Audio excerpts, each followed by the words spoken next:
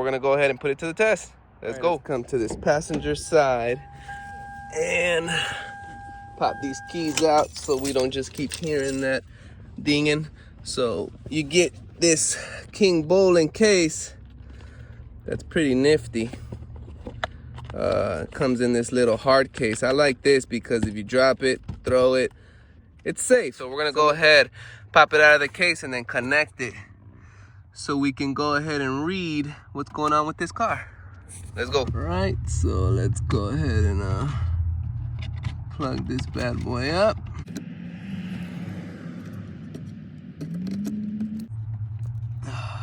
All right, green light says she's in. I'm gonna go ahead and pop this on, and you can see the check engine lights right there in the corner. All right, so we're getting mass airflow circuit low and then intake air temperature circuit high. So mass airflow circuit. So those are the codes that it gives you. Let's click this question mark. So when you click the question mark, I really like that it takes you to Google, so you don't got to copy and paste the actual code that you're getting. So it says indicates a problem with the mass airflow. So let's open the hood and check it out. All right, so let's see what we got. So it's saying we have a mass airflow sensor. Oh, that might be the culprit. So it's actually spot on. So let's go clear the code and see if it worked. All right, so let's pick this bad boy back where we were at. So let's put clear fault memory. Are you sure you want to clear fault memory? Yep. Everything is cleared, so let's confirm it. All right, so let's see if it really did clear it. And then make sure it doesn't come back on. So boom, it cleared it. It's not in that corner no more. And our vehicle is running nice and smooth. So I'd say this is a dub ski for the solo scan on this one. So we got a couple more cars to try it on, and we'll come out with the final review and final thoughts on what we think about the solo scan. Let's keep going. All right, guys, so we got this Toyota Highlander 2006 6-cylinder. We're gonna go ahead and try our new KINGBOLEN diagnostic tool scanner. We got a check engine light, and we're gonna figure out if we can actually see what's going on, read the code, clear the code, and find out what the actual issue is. So let's get to it. Let's see what our issue could be. Let me turn this on so you can see that check engine light right there. Turn it all the way on. Yeah, this car needs gas. So check engine light is on, as you can see. So we're gonna go ahead and come down here. Let me take that key out. Come down here, and we're gonna go ahead and plug up our KINGBOLEN diagnostic tool. It's a nifty little hard case. You drop it, ain't nothing gonna happen.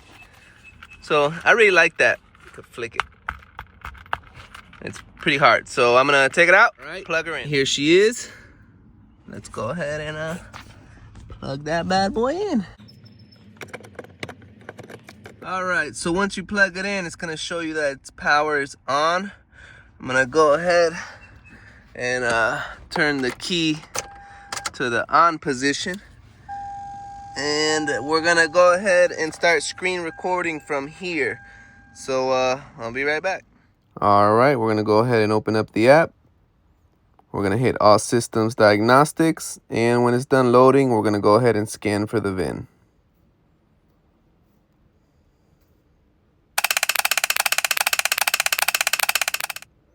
We're gonna hit the first one, 16 pin.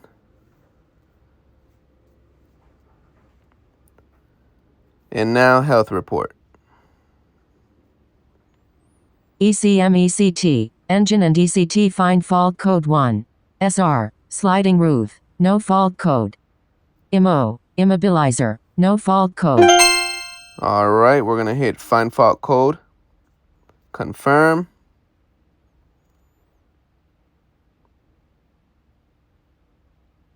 We're going to hit the read fault code now.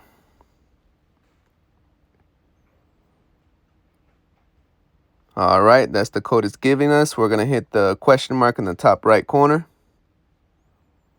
And it brings you to the web to give you an idea of what's going on with the car, which is awesome. I love this. So now let's check out what's going on. All right, so it gave us a code of P0354, and when we clicked the question mark, it took us to the internet, and it told us that cylinder number 4 has a misfire. So let's go see if we can find cylinder number 4. So let's go. All right, so I'm gonna put that up and be right back. So we're gonna have to take this cover off, and let's go ahead and make sure that this is on lefty loosey, righty tighty. All right. That's one done. Two done. And... Alright, so they're all finished. Let's pop this off. Push this to the side. And cylinder number 4. This is a 6-cylinder, so it looks like should be here. And oh, what's that? It's unplugged. So it looks like it is accurate. Plug that back in. We're gonna go reset the code, start this bad boy, and see what she says. So let's move this out of the way. All right, we're gonna go back to screen record so we can go ahead and clear this code. So we'll be right back. All right, we're gonna hit clear fault memory, hit yes.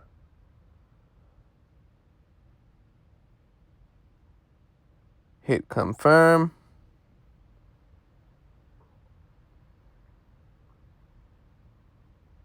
And boom, you're done. All right, so we have cleared the code.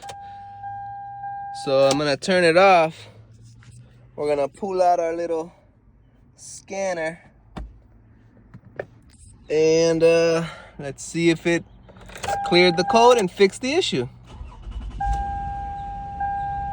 Oh, looks like she did.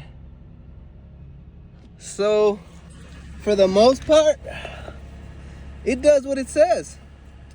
So I really like that you don't have to copy and paste the code. You just hit the question mark and it takes you exactly to what it is. So it told us it was cylinder number 4, which is a misfire. And in this case, one of our plugs was disconnected, so it was spot on. So I like it. I've been using it for about a week now, and so far so good. But we're gonna continue to use it and let you know what we think. All right, so after using the crap out of this, I gotta say, for what it is, it's pretty good.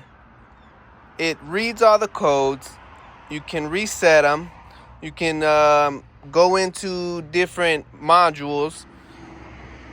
And my favorite part is that you don't even have to copy and paste the code. You just hit the question mark and it takes you straight to the web, so you can figure out what is potentially going on with the check engine light.